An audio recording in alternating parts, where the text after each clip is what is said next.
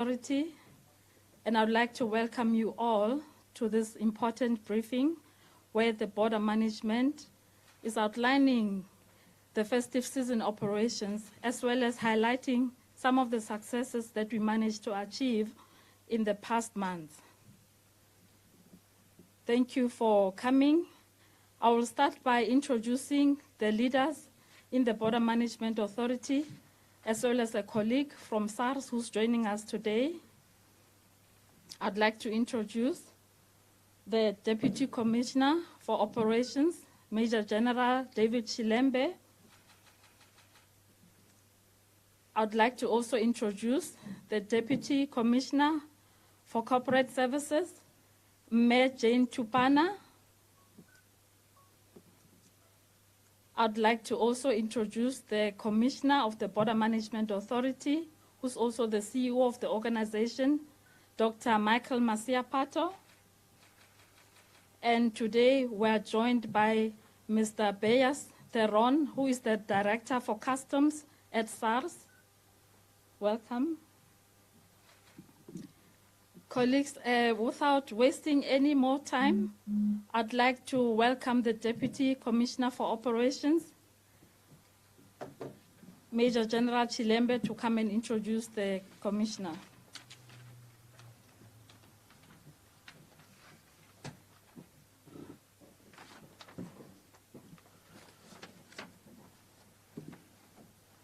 Good morning, ladies and gentlemen.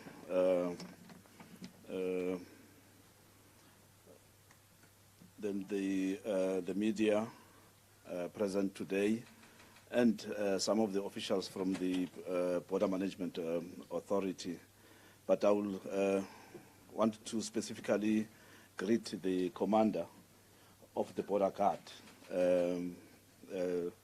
Commissioner Masiapato, and also the Deputy Commissioner for Corporate Service, Deputy Commissioner Tupana, and the senior management of the Border Management Authority present today. Ladies and gentlemen, my name is, I'm the Deputy Commissioner in the BMA responsible for operation. My main duty today is to introduce to yourself the main person, the commander of the Border Guards, who will be taking us through or taking the country through the preparedness and the state of readiness of the entity during this trying time. We are approaching a very serious time with regards to border management, the December-January festive period, whereby we have to put plans and also be able to respond to any eventualities in that space. It is our second time that we do this, as you know, that since our establishment. The first one was when we dealt with the Easter season operations. As I've said, that I'm going to introduce the commander. However, before doing so, I would like to maybe say a little bit about the commander of the Border Guard. The commander, which is Commissioner Masiapato, was appointed in 2021 with the executive of the BMA. He has been in the public administration for some time. He spent 2 decades in the Justice and Crime Prevention and Security cluster, and he has a vast experience in public management. Just to talk about his credentials a little bit, he holds 2 doctoral degrees, one being a doctor in literature and philosophy attained from the University of Johannesburg, and the other being the doctor of philosophy from the University of Witwatersrand, Wits. He also holds a master's degree in public administration attained from the University of South Africa. And in terms of his junior degree, he had it while still young with the University of Venda. He also completed what we call the Executive National Security Program, ENSP, from the South African National Defence College. So colleagues, we're talking about a well-rounded person, and without wasting any time, I would like to introduce to you the Commander of the Border Guards, Commissioner Dr. Masiapato. Commissioner.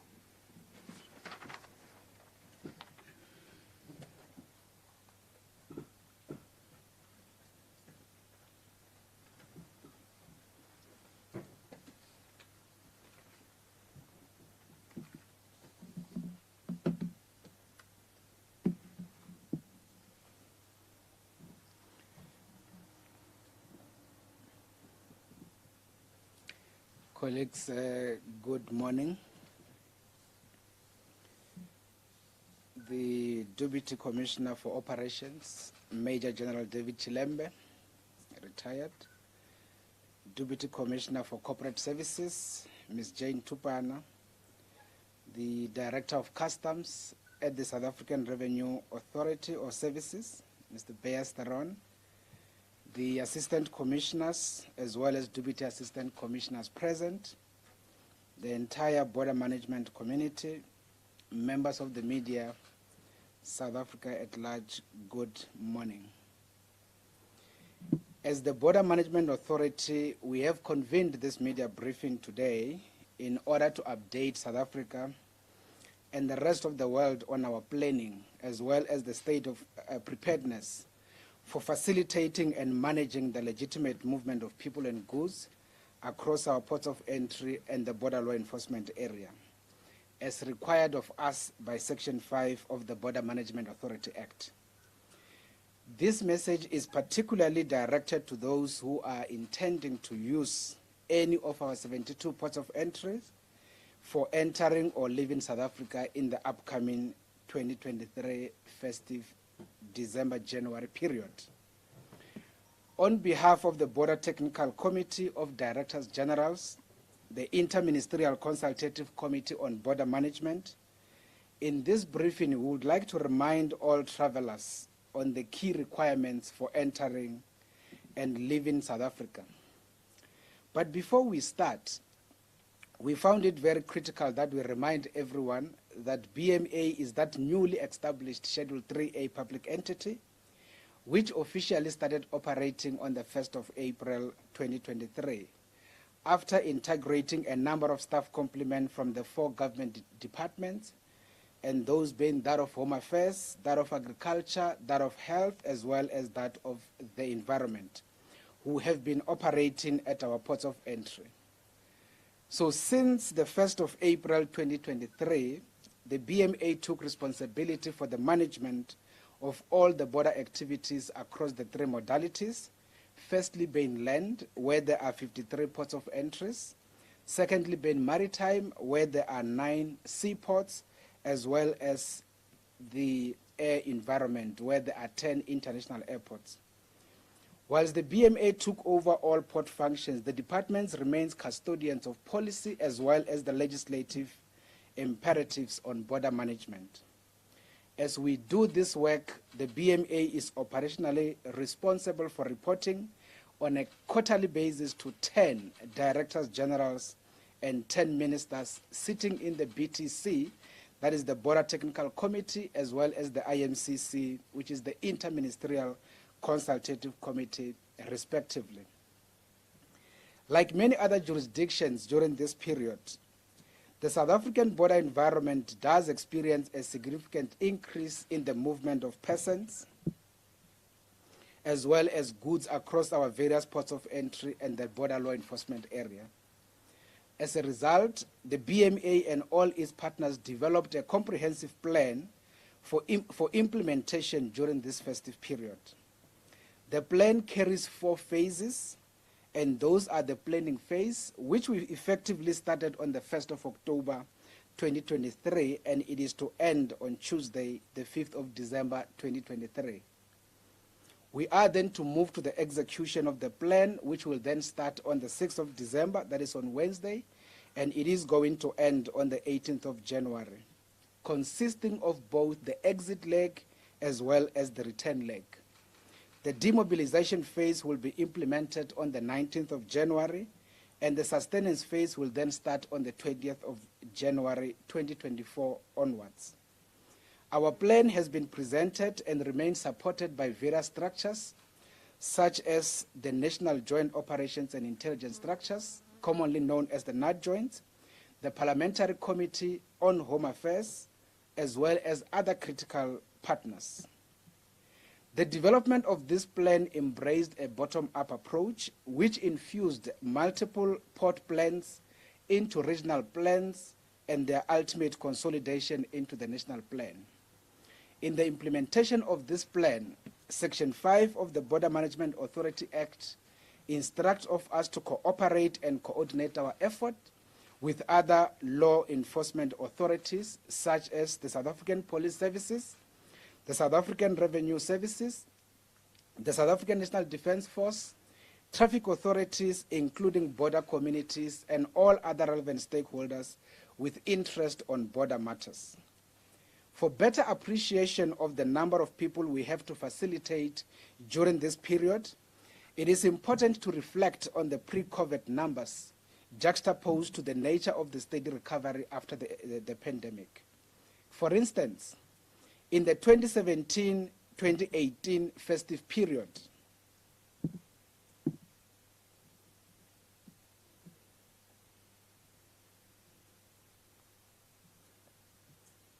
just a sec.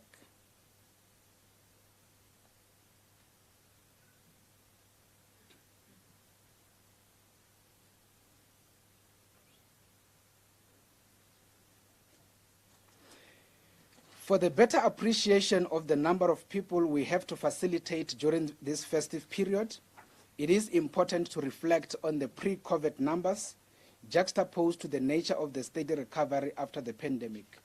For instance, in the 2017-2018 festive period, we facilitated about 6.2 million people, which included South Africans as well as foreign nationals. In 2018-2019, we facilitated about 6.3 million people. Then in 2019-2020, in the same period, we facilitated about 6.3 million people.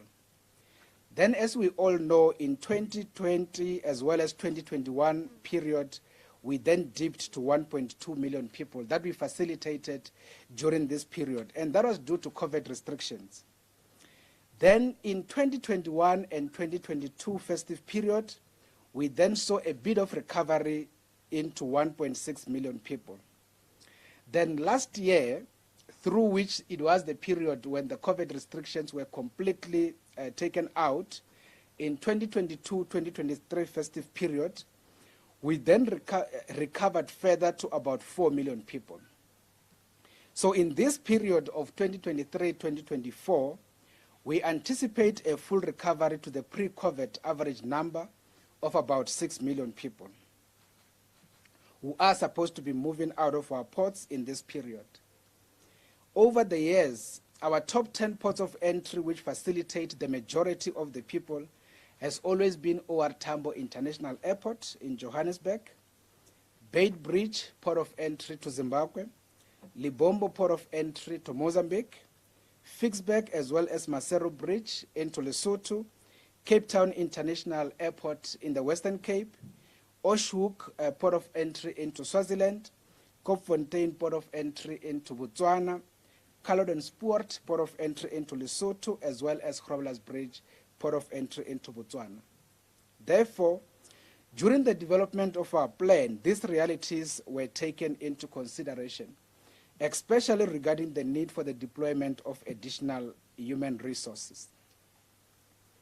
Now, during the planning phase, we had intensive interjurisdictional engagements with our 6 immediate neighbors, which are Lesotho, Zimbabwe, Mozambique, Namibia, Eswatini, and Botswana, on the synchronization of processes and other work modalities, such as specialized port operating and closing times during this period.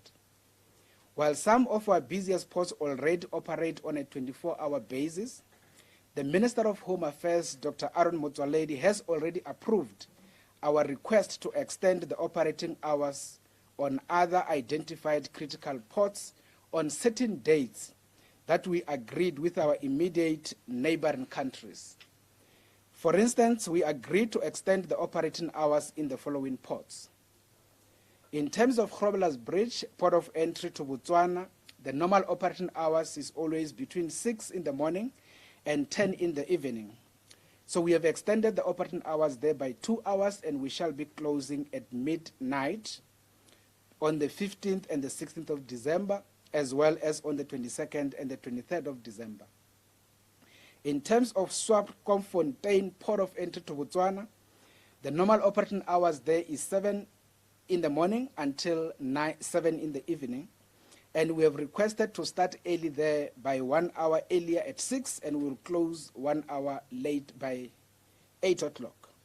And that will be on the 14th to the 17th of December 2023, the 22nd to the 24th of December, the 2nd to the 4th of January 2024, as well as on the 13th and the 15th of January 2023. And that is fairly anticipating the number of people returning from the countries around South Africa on the basis of the school reopening on the week after that. In terms of Kosi Bay to Mozambique, the operating hours as normal is 8 until 5.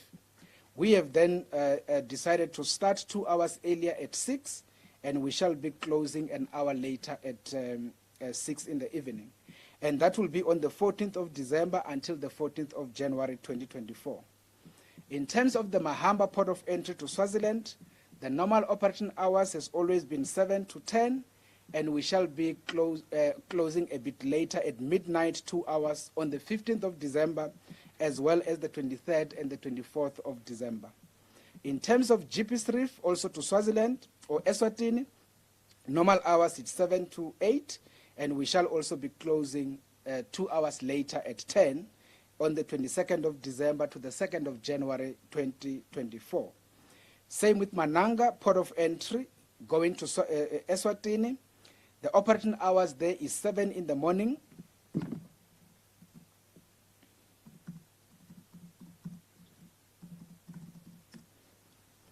Is 7 in the morning until 6 in the evening. And there we are then going to close a bit later at 8 o'clock. And that is on the 18th and the 23rd of December 2023. In terms of Sunny Pass to Lesotho, normal operating hours is 6 until 6 in the evening, and we shall be closing at 8 o'clock. And that will be on the 15th to the 16th of December, as well as the 21st and the 24th of December. And those are identified as the busy periods. Similarly, Caledon Sport going to Lesotho, operating hours, the normal ones is 6 until 10. And in there, we are also going to close a bit later, midnight, on the 15th to the 16th of December, as well as the 23rd of December and the 2nd of January 2024. But when it comes to the 22nd of December, we had requested that the port must operate on a 24-hour basis. That is on the 22nd of December. In terms of the other ports like Van Rooyen's Gate, the normal operating hours is 6 until 10. And we have requested to close at 12 midnight, that is 15 to 16 December, 24 December, as well as on the 8th of January. In terms of the date of the 23rd of December and the 2nd of January, we have requested to allow the airport to operate on a 24-hour basis. In terms of Mononsa Pass, also to Lesotho, operating hours normal is 5 until 4. There we are then going to close at 6 on the 23rd, the 23rd, and the 24th of December 2023, as well as on the 2nd and the 3rd of January 2024. And lastly, in terms of Peka Bridge, also to Lesotho, the normal hours is 8 until 4, and we are then requested to close at 6. That is on the 23rd and the 24th of December, as well as on the 2nd and the 3rd of January 2024. Now, in addition to all of these issues, we will be deploying additional 380 additional personnel to the selected busiest ports of entry to assist with the delivery of services, as well as the provision of technical support during this period. There are also a number of senior members from the Border Technical Committee who have been allocated individual ports for their visitation during the identified critical dates to support the operational teams on the ground. After engagement with the Department of Public Works and Infrastructure, they will be providing additional infrastructure such as temporary lighting, ablution facilities, special temporary barricades, JoJo tankers for the provision of water to the travelers at the identified critical land ports.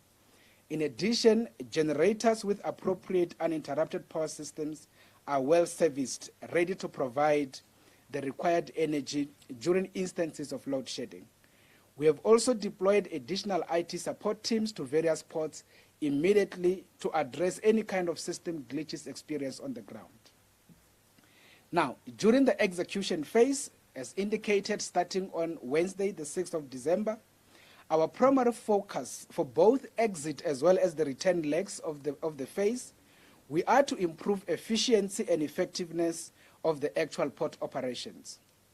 We will also be focusing on curbing illegal movement of persons and goods with specific focus to cross-border organized criminal elements and other general crimes perpetrated in the ports of entry and border law enforcement area. We have also put measures in place to detect and confiscate narcotics, contraband, illicit goods, and even stolen vehicles. We therefore want to urge all travelers to desist from committing any act of criminality, as they will be detected, arrested, declared undesirable, and then deported. On the corridor leading to the land ports of entry, we would like to urge all drivers to desist from disregarding existing traffic laws, including not observing the instructions from the traffic officers on the ground, as that has the potential to cause traffic jams, which poses serious challenges in terms of traffic flow to the port of entry.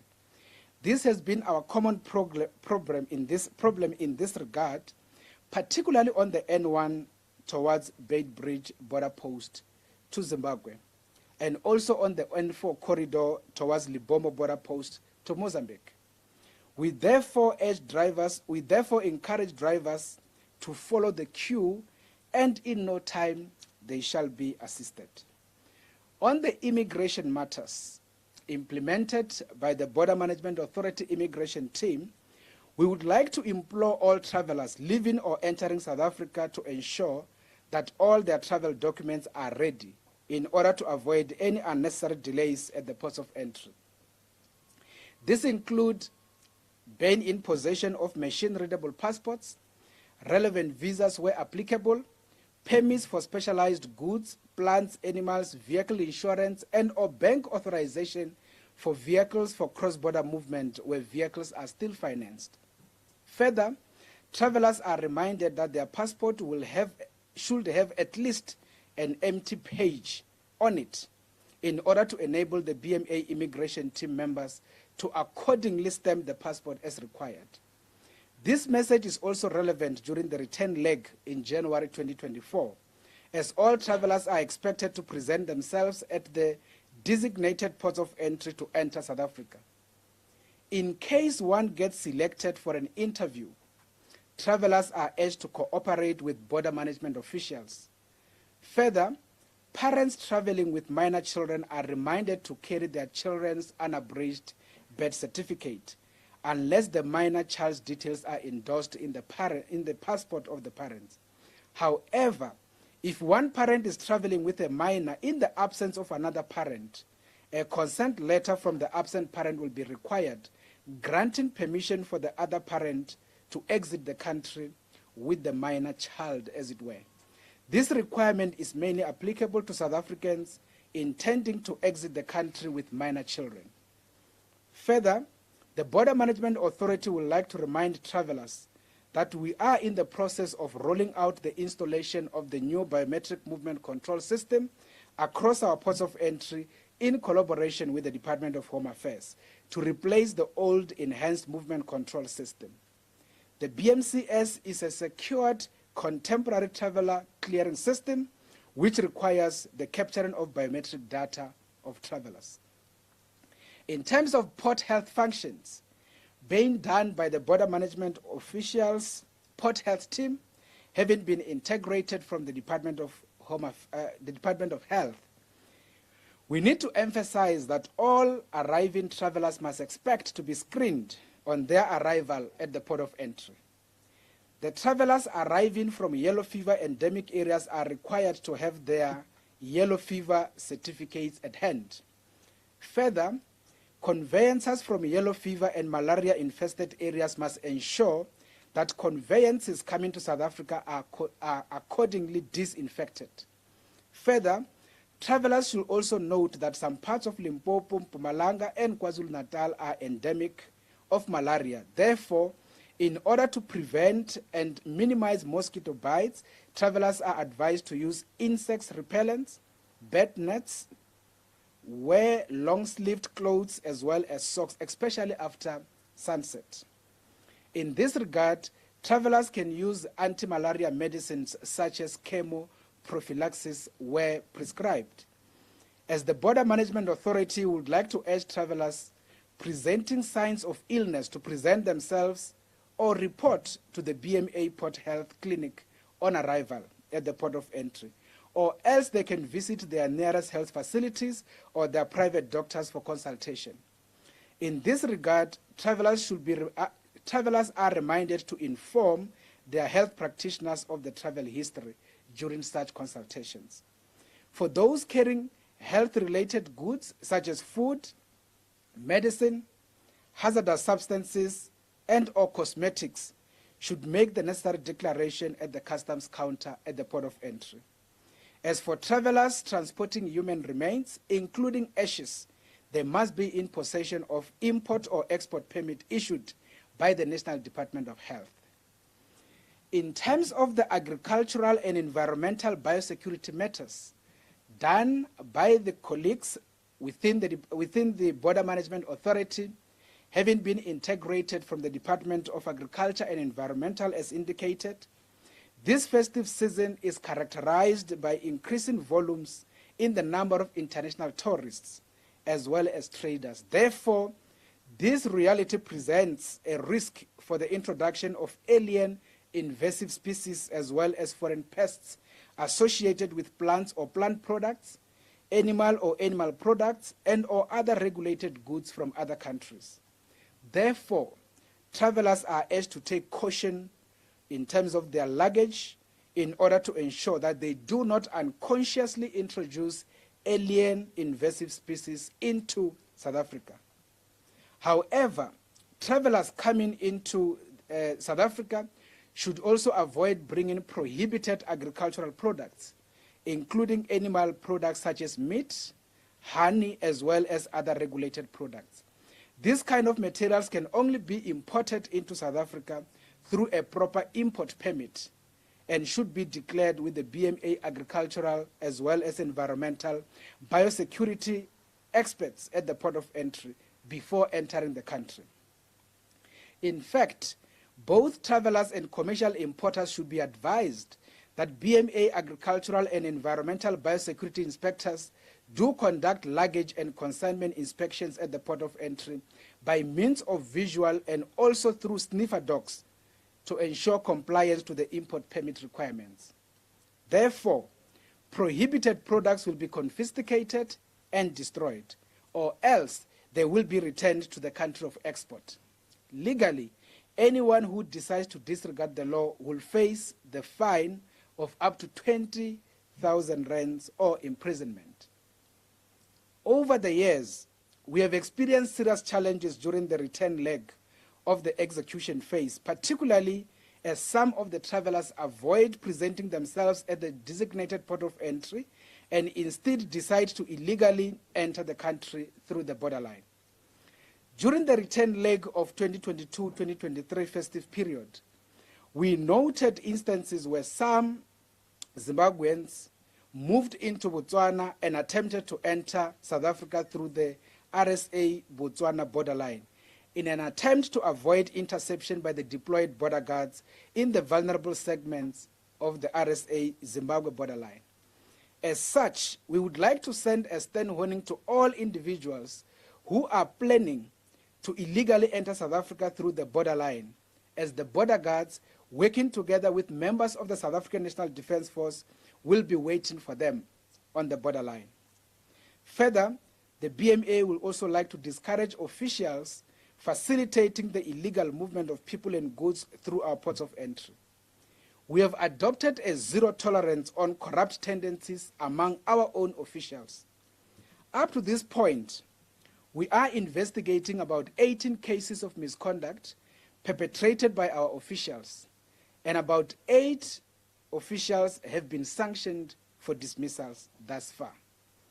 Considering the expected high volumes in this festive period, we would like to also appeal to travelers to consider using less busy ports of entry where possible.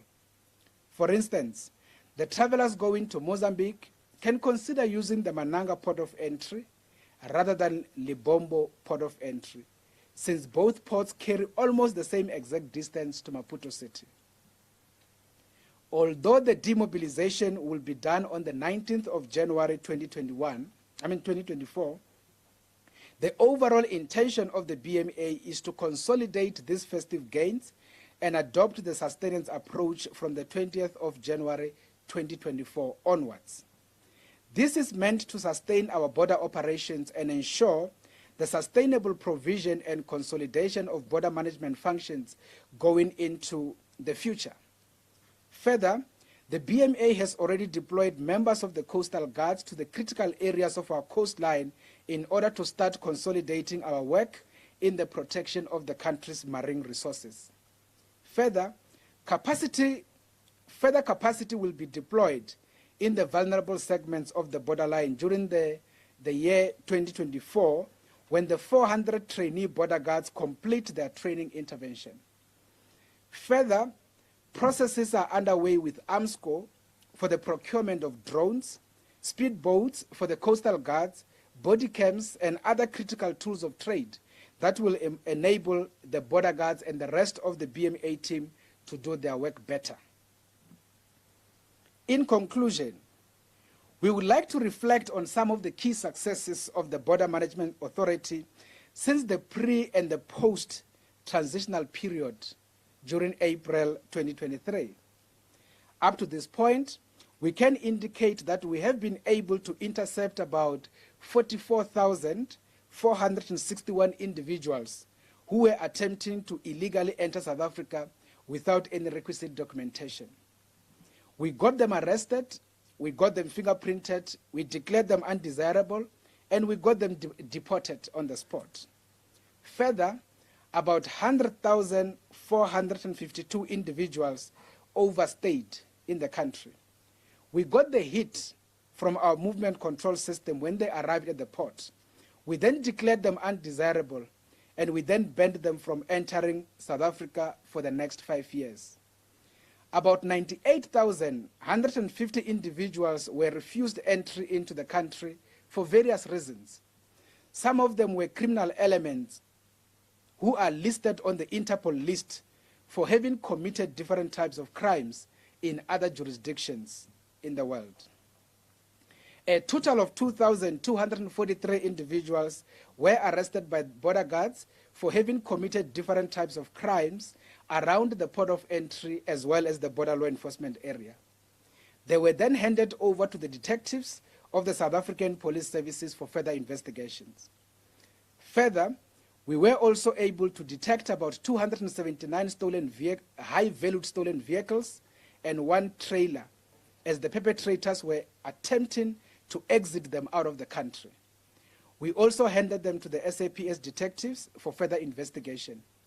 We were also able to detect and intercept about 396 blasting cartridges as the criminal elements were trying to enter them into South Africa, which are fairly used for the explosion of cash in transit vans across the Republic.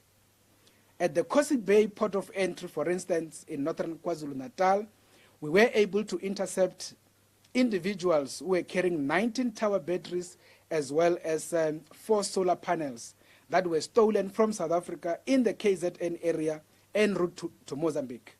We got the individuals, 2 individuals arrested, and we handed them to the detectives of the SABC for further investigation.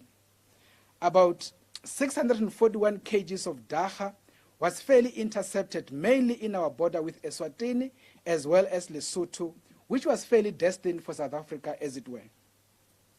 Our environmental biosecurity experts at OR Tambo International Airport were also working with the officials from the South African Revenue Services as well as the South African Health Product Regulatory Authority intercepted 8.1 kg of rohypnol, which was concealed in a consignment of dried fish.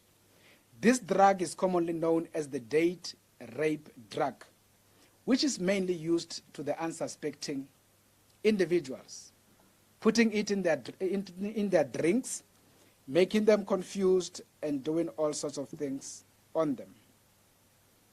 As we move towards concluding this reflection, we also want to touch on what happened just last night.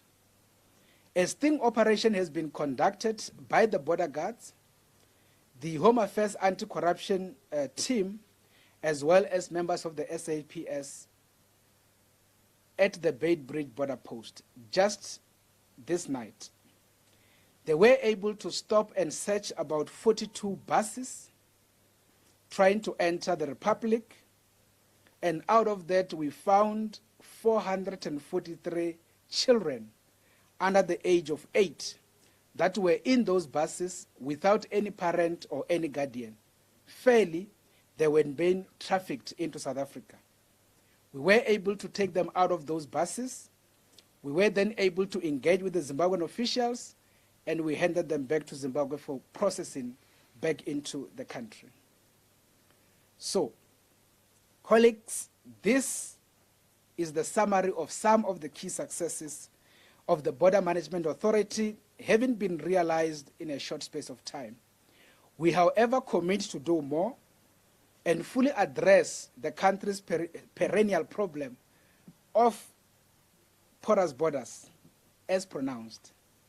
Lastly, we noted a policy decision by the Minister of Home Affairs, Dr. Aaron Motsoaledi, to extend both the Lesotho as well as Zimbabwe exemption permits to 2025. We will, however, await an official directive on this matter from the DG of the Department of Home Affairs, Mr. Tommy Makode, and we shall accordingly implement that instruction at the port of entry accordingly. As the Border Management Authority, we would like to wish everyone a safe and pleasant festive season. We are at your service. Thank you very much.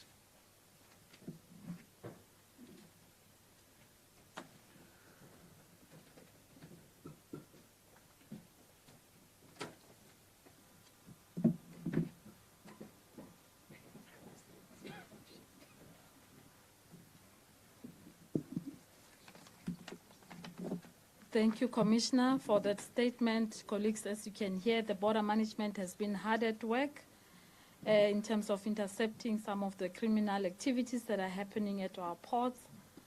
And now we have also outlined the requirements for entry and exit into South Africa. We hope that you have taken note. And just to say that the statement that the Commissioner has been reading is available.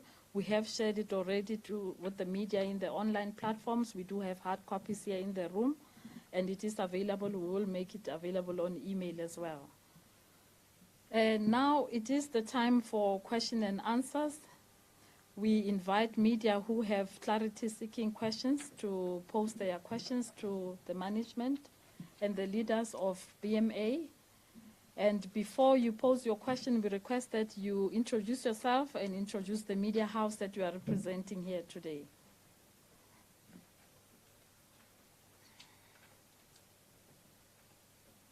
You are noted, colleague. You can go ahead.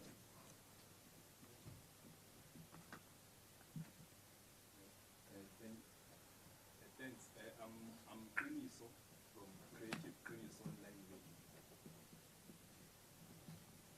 And my question to you guys is that are your policies and operation effective? Because as we speak, or as we're sitting right here now, I think we have met a few hours, not days, few hours ago, we've been together in the same spot with foreign nationals who are illegal here. And again, I think in an hour to come, where we are going, where we are staying, and where we'll be traveling. We're also going to meet illegal foreign nationals and onwards. And on the ground, we do meet these people and continuous, and we also see on television. That is why myself, I'm asking a question that, does the operation and policies effective on what you are doing? Thank you so much. Okay, noted. Adele Sohoto from Newsroom Africa.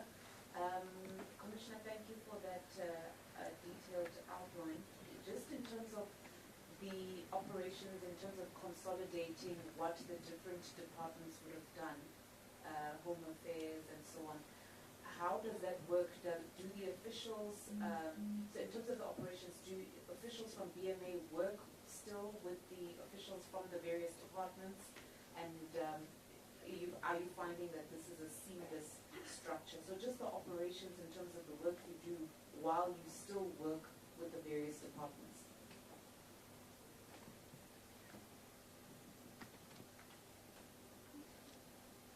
Thank you. Is there any other question?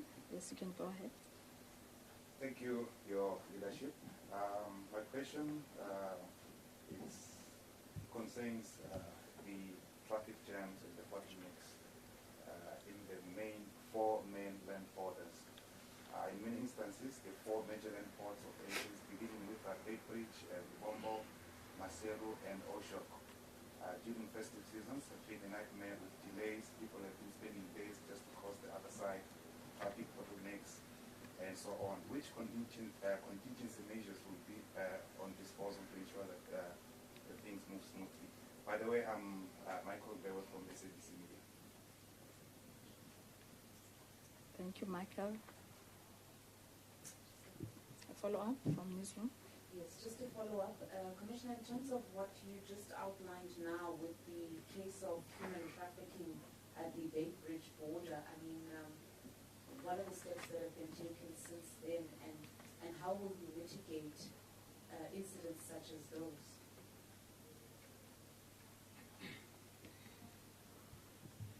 Okay, thank you for this round of questions, Commissioner.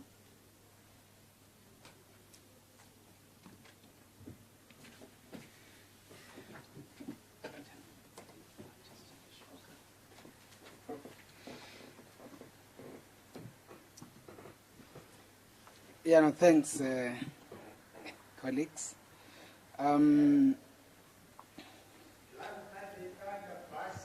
If I don't say your name properly, do not get me arrested. But the first question came from Teniso, and you are saying, are our policies as well as our operations effective? Because in any event, you continue to interact and continue to see foreign nationals in the Republic. Maybe let's start by indicating that having foreign nationals in the Republic is not an illegal act. In each and every jurisdiction, I think we are agreeing that there are foreign nationals. Foreign nationals just means people from other countries. So that's the first point. Now, one thing that becomes a problem is what we call illegal foreign nationals, meaning the people who entered the country not going through the port of entry, not producing the requisite documentation, but in many instances, they either enter by crossing on the border fence, or they either enter by bribing officials at the port of entry. That is what we have as a reality.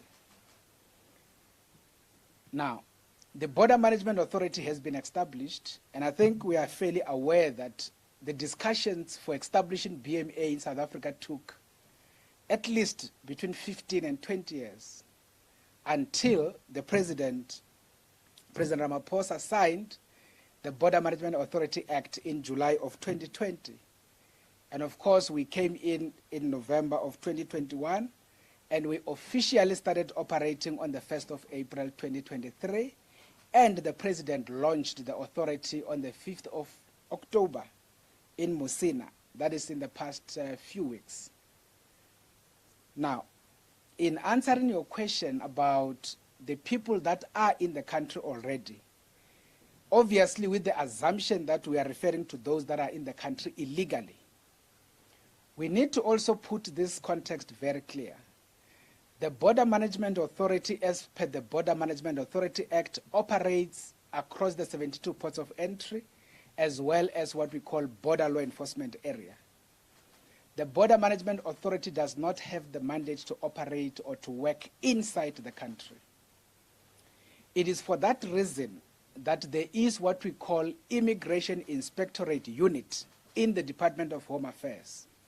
The responsibility of that unit, working with members of the South African police services, is to be able to find the people that are in the country illegally and be able to obviously get them arrested, obviously get them deported, and the processes are defined in law and is very much clear. Now, the question that we are asking, Keniso, is what we always got from some of the colleagues who say, we appreciate the establishment of the Border Management Authority, but unfortunately the horse has bolted.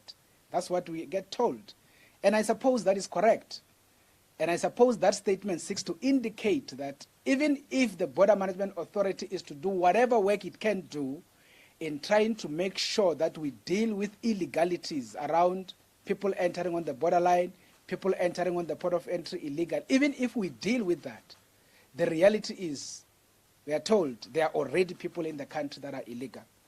So on that basis, we need to agree that that is the work of the Immigration Inspectorate of the Department of Home Affairs, working with SAPS. They must do that job. And that is basically the response to that question.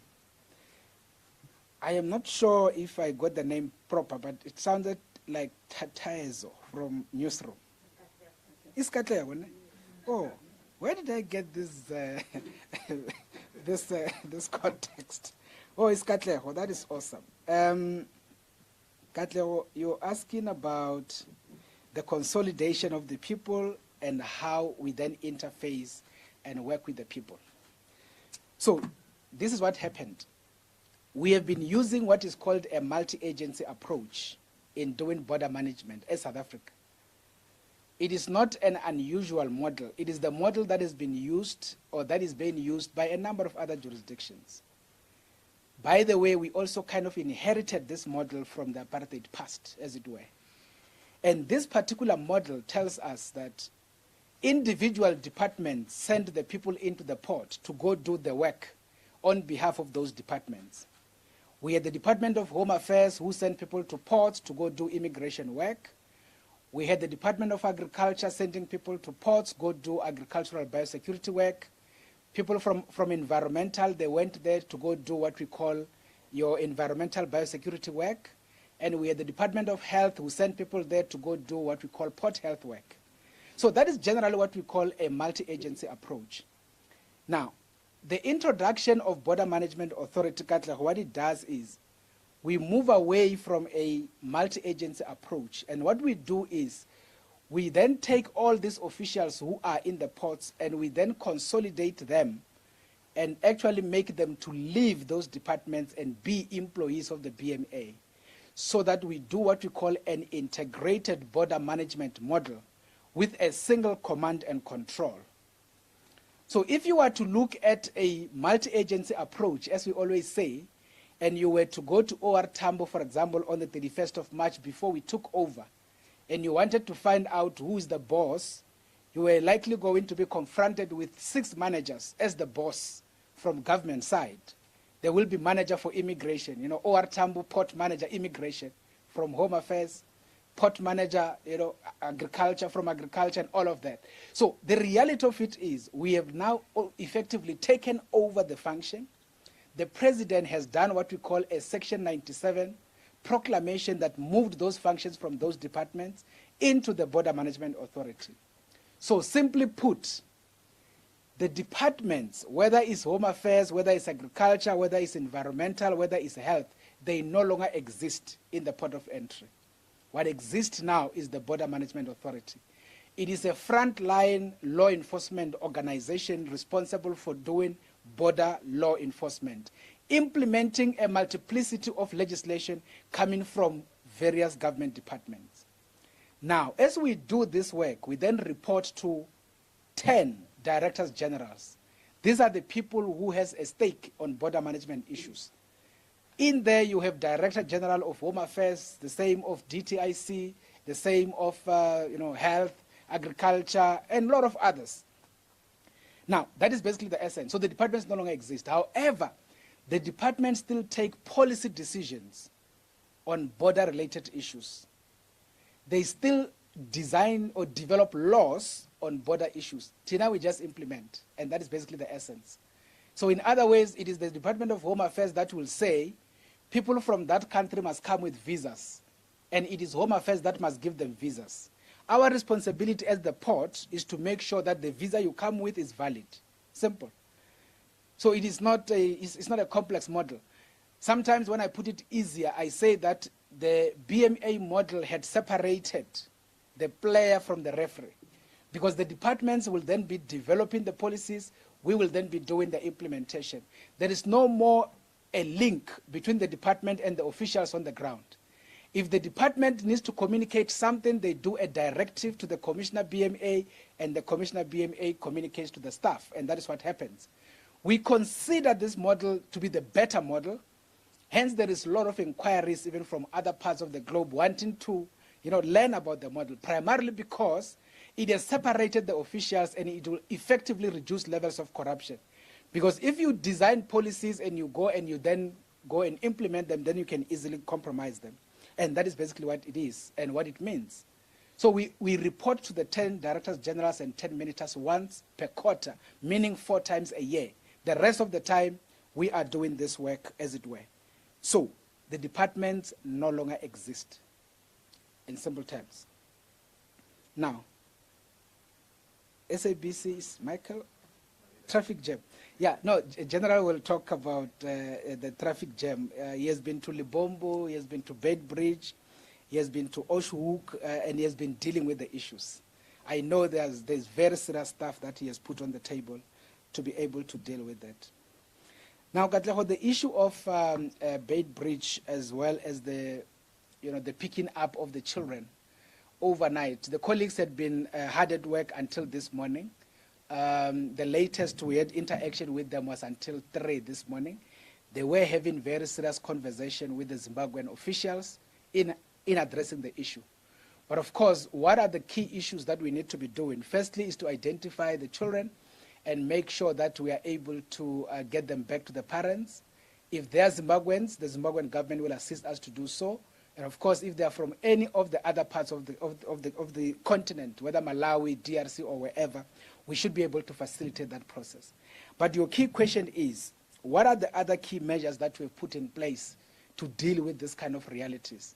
I think one thing that we must fairly accept is that for a long time, there has been that bit of lapse in terms of the environment, as it were, in as far as border management is concerned. And that is why people had been doing criminality with impunity.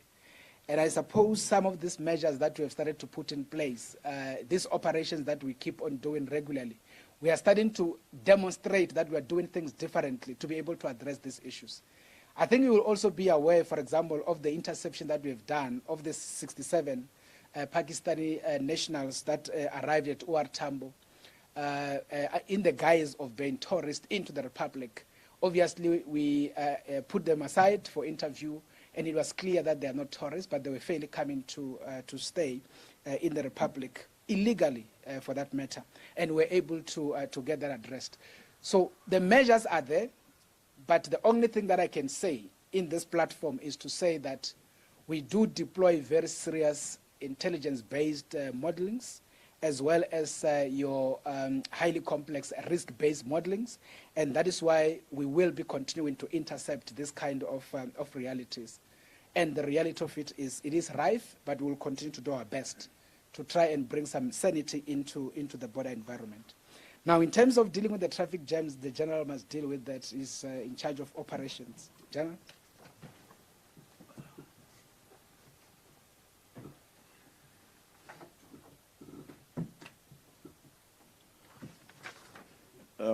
Thank you, Commissioner.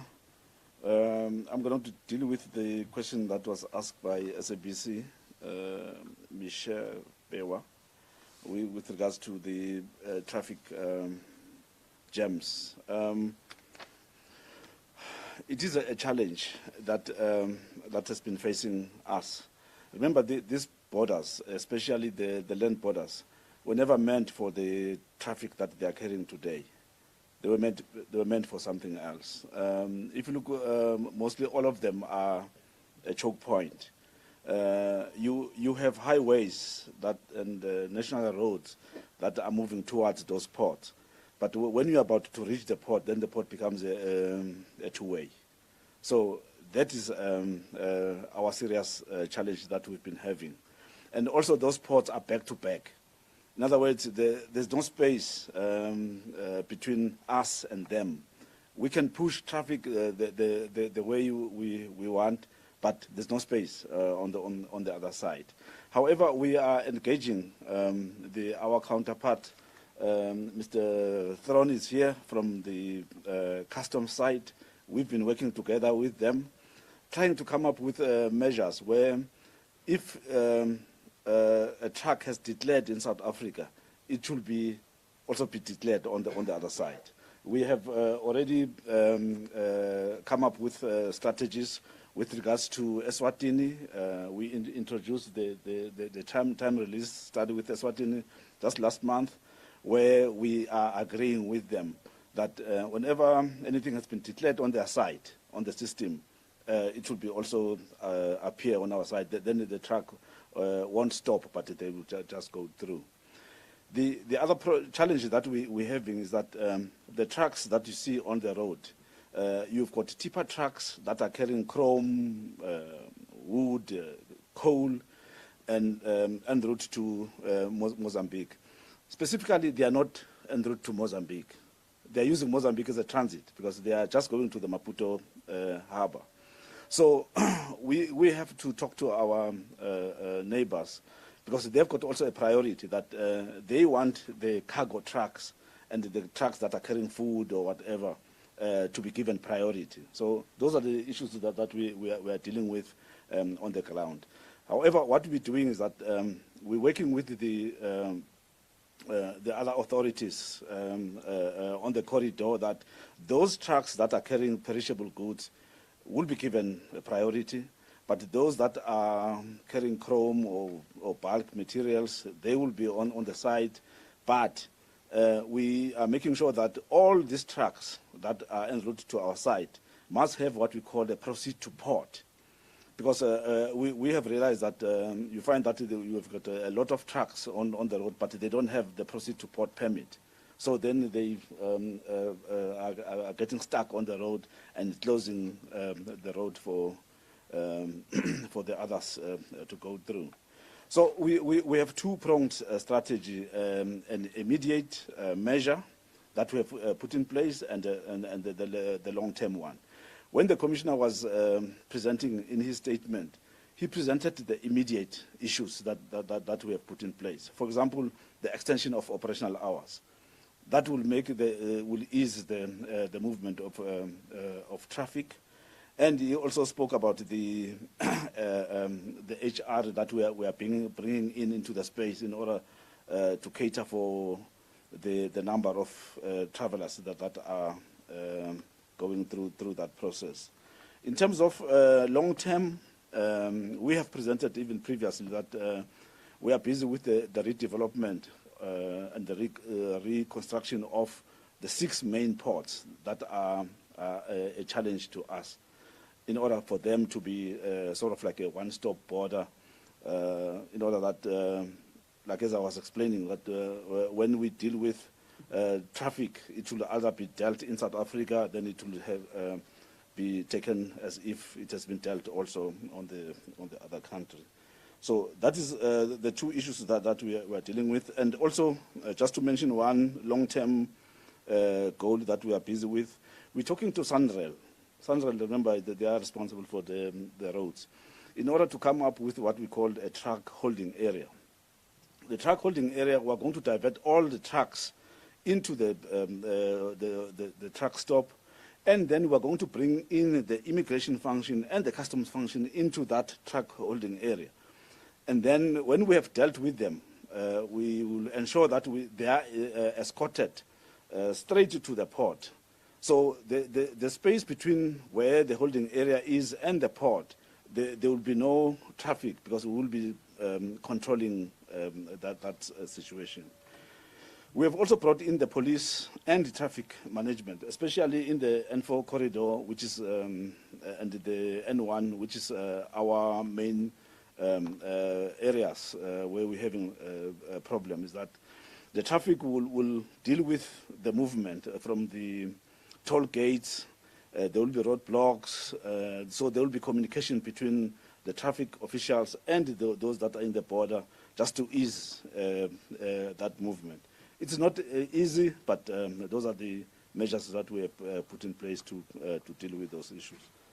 I think, Commissioner, I might have, maybe I can ask Mr. Thron to come on and deal with some of the issues that I've just mentioned. Thank you.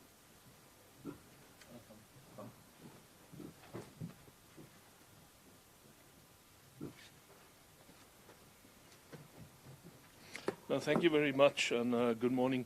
I think you've represented SARS quite well in your explanation. But I think when it comes to congestion, I think the first thing that we must realize, it is now festive season, and we have congestion. There's a lot of people going home or to their homes in other countries, and we will have congestion. Often, we see the movies and things like that, and we see these big borders between America and Mexico, and there's movement. There's queues. So it is something that happens. So that's the first point I will raise. The second thing I would want to say that if we just remember a few years ago, we had a lot of complaints about Bite Bridge. And there was a lot of pressure on all the different agencies operating at the border. And when they completed the redevelopment of the border on the Zimbabwean side, we have never heard anything from the media after that about any queues and anything of the sorts. So it is quite important to understand that what happens on the other side has an impact on what happens this side of the border. So just with reference to kind of the things that we're doing, I am a huge proponent of virtual non-stop borders. In other words, if we talk to what was explained by the General now, the key trick when it comes to commercial cargo is to do as much as possible away from the border. In other words, get all the documentation, get all the business processes completed, get your third-party data, etc., so that you can make an informed decision prior to the border by applying risk management techniques. And that's exactly what we are doing as South Africa, so that we can reserve the border for the exception. Today, at Lebombo, for argument's sake, if you take the time that consignment is processed at the border itself, would it be fair to say 4.5 minutes to 5 minutes? And that includes the customs process, and it includes also the immigration process. We've implemented initiatives very recently where we co-located within the gatehouses so that the driver does not have to leave his vehicle. And they can only enter the border if, to the point that the General raised, they have a proceed to port. So when it comes to cargo management from a SARS perspective, when we talk about our strategic intent and making it easy for trade, that's exactly what we're doing in the border. We're also doing some work right now to try and create a second and a third channel together with the Border Management Authority so that we can actually move more trucks through the border. We are not sure what the impact would be on the other side of the border, but time will tell. And we're constantly engaging them as well. So, to the point I made, borders are busy places. Our job needs to be, how do we apply risk management, how do we utilize data, and how do we make our borders more effective in terms of decision making for intervention. Thank you.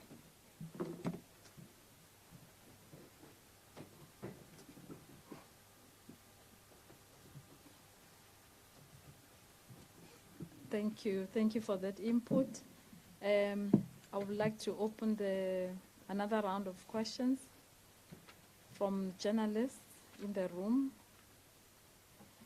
If not, I invite my colleague Ishmael from GCIS to advise if there are any questions on the online platforms. Oh, there is a follow-up. I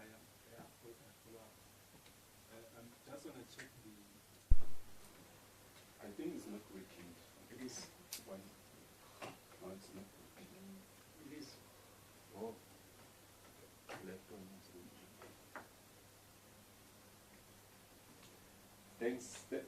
Thanks, man. Kunis again from Kunis Online Media. Now, I just want to check the sustainability of your mission. So, because your mission used to be challenged as they have challenged Home Affairs. Is your mission or the policies safe that is not going to be challenged by an international policies or international human rights? That is my question. Thank you so much. Thank you for that question. Ishmael, I invite you to go on the online platforms. Thank you, Chairperson. We have two questions from Sisani Mabuza, who is representing local media in Malelane. Komatipoort has been exempted from load shedding due to their proximity to the Limpopo border. Could you kindly confirm if the border has been exempted from load shedding and how that will help ease the traffic flow in and out of the country? Is the border ready for the festive season with regards to the high volumes of cars and trucks that will be crossing? What are other contingency plans in place? Thank you, Chair. That's all. Thank you, Ishmael.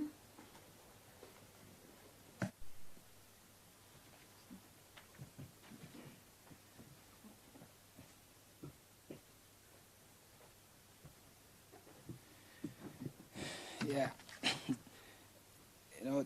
Keniso's questions are very interesting. If you read the Border Management Authority Act, Section 5, subsection A says, our responsibility is to facilitate and manage the legitimate movement of people across South Africa's ports of entry and border law enforcement area. Subsection B says, facilitate and manage the legitimate movement of goods in and out of South Africa's ports of entry as well as border law enforcement area. Subsection C says, as we do this work, cooperate and coordinate with other organs of state, such as the SAPS, the SANDF, SARS, as well as border communities and any other critical stakeholder in as far as border management. Now, from a law basis, in other words, from what the law says, I am just trying to figure out how would anywhere in the world, or even in South Africa, who would want to challenge South Africa facilitating the movement of people into itself? Because that is what everybody's doing. That is what we are doing, and that's what the law says we must do. Simple. The only thing that the law did not say we must do is to facilitate the illegitimate movement, meaning we do not have to facilitate the movement of drugs into South Africa. That one we are not allowed to do. We are actually supposed to intercept them. We are not supposed to facilitate the movement of illicit goods into South Africa because that kills the South African economy. We talk about 640-something kg of dagga that has been moving from Swaziland to South Africa, moving from Lesotho to South Africa. And we know what that dagga does to our children at schools.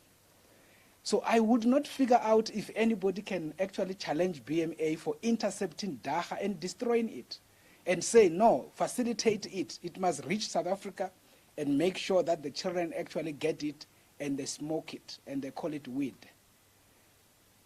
Now, we are saying, just yesterday, 400 plus children, under 8 years, no parent, nothing, And these kids were literally being trafficked into South Africa. We don't know by who, for what purpose.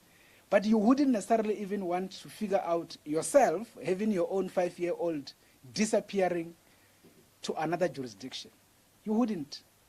Now, if we intercept children being trafficked and somebody international wants to challenge us, I wonder who that will be, because the UN, the AU, SADC, and everybody says human trafficking must actually be dealt with. So I can't really figure out why would somebody want to challenge us internationally.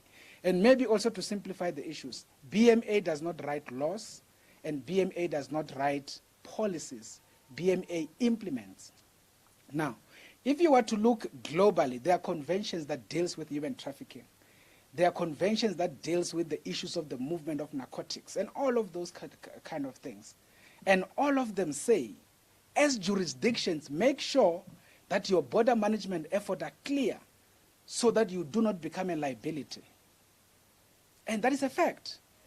You must understand this point. If, as South Africa, we are not able to intercept criminals, meaning people who killed people in other countries, if we are failing to intercept them coming here, we fail to intercept people that are listed on Interpol as criminals, or people that are listed on UN as terrorists, and those people come and stay in South Africa, we are becoming a liability as a country amongst the global community of nations. And no one or no anyone can challenge that. We must be able to intercept those fellows. Once we intercept them, we activate Interpol, we get them arrested, we have to take them back to where they did the crime, and they must actually go face justice there. And I'm trying to figure out who can actually challenge us on that, because that is exactly what the world wants every country to do. Some other fellow at some point wanted to give an impression that, so the creation of this BMA, isn't it be some kind of a xenophobic organization? And I was saying, in what way? Can you really explain? Because our responsibility is to make sure when people arrive at OR Tambo as our tourists, they are taken care of, they are processed quicker, and everything becomes seamless, so that their first experience in landing in South Africa must be proper, so that they can come next time and we actually improve our tourism sector. That is our responsibility. And I'm telling you now, everybody actually derives joy out of that.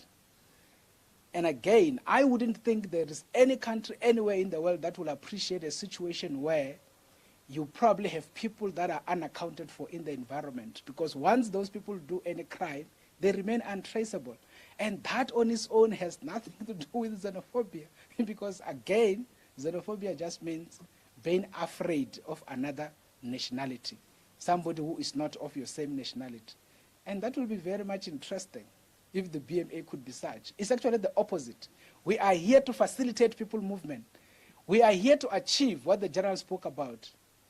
If you have trucks queuing on the corridor there for maybe 2 days, it's not good for economic development. It's not good for, regional economic integration. It's not good even for broader economics.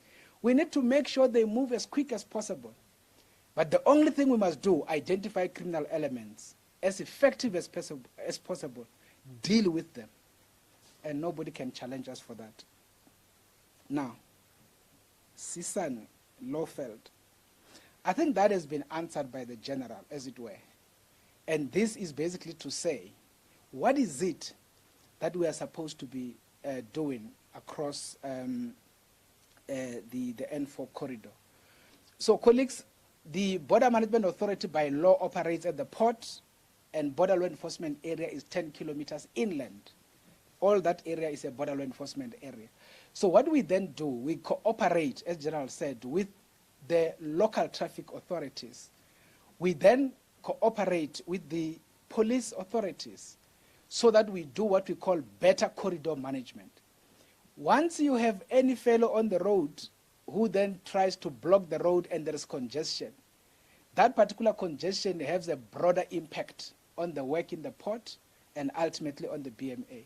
That is why it is our responsibility, hence Section 5, subsection C says, cooperate with everybody, because we have the responsibility to bring everybody in one room and make sure that we work together. That is why even now, as you see, we have Theron here from SARS, because he's one of our critical stakeholders in as far as the movement of goods, because he is responsible for customs. He's the director there.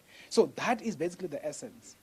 Now, we have a lot of contingencies. I mean, we can go practical into the minute issues. For instance, there are 30 RTMC traffic officers, the Road Traffic Management Corporation, coming from head office that is going to Libombo to be able to deal with the issues of traffic there. But at the same time, we have to get police officers on motorbikes to be able to assist in managing that corridor. So all of those are contingencies. In terms of power, as we have indicated, the generator in the port is ready in case there is load shedding. But if there is a provision, it might be there to say that Komati Port is exempted from load shedding for the purposes of the port. That is good news for us. But the reality of it is we are ready, even with the generator, to be able to do port work, as it were. And that is basically the essence. So, thanks, colleagues.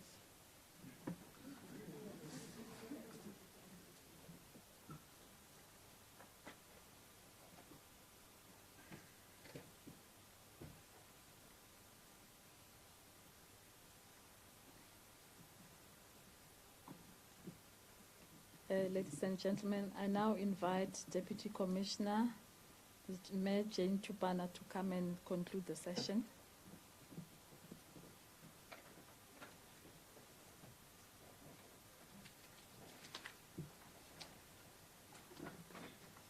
To the Commander of the Border Guard, the Commissioner, as well as CEO of the Border Management Authority, Dr. Masiapato, the Deputy Commissioner for Operations, Mayor General David Shilembe, Director for Customs, Mr. Bayes Theron, the Assistant Commissioners who are in our midst, as well as the Deputy Assistant Commissioners, and the staff of the BMA who are here this morning. Good morning. I just want to extend a special good morning to members of the Fourth Estate, our media, the people who keep us on our toes, keeping South Africa informed. Good morning, and we continue to appreciate the role that you play in strengthening our democracy. On behalf of the Border Management Authority, I thank you all for attending this media briefing this morning. To you who are here, SABC, Newsroom Africa, Creative Finiso, and our colleagues who are connecting from afar, Lawfeld Media. We thank you for your insightful interactions this morning. It is Sunday. We appreciate that it took some sacrifice. You've taken time to be at this engagement this morning. Your role as a mouthpiece of the citizens is vital, and also in assisting us when we amplify our voice and communicating our border operations. We do heartily appreciate that. I want to also express our gratitude as well to the GCIS colleagues who have assisted us in putting together this briefing seamlessly, as you did, particularly on a Sunday. I also want to thank colleagues of the Border Management Authority who took time to be here this morning to make sure that as we kickstart this process, you're part of it and you do witness us talking to the nation about it. You continue to be hard at work as we approach the festive season. And your hard work doesn't go unnoticed. Let us continue to work together towards communicating our border management strategy and towards securing our borders for development. I thank you.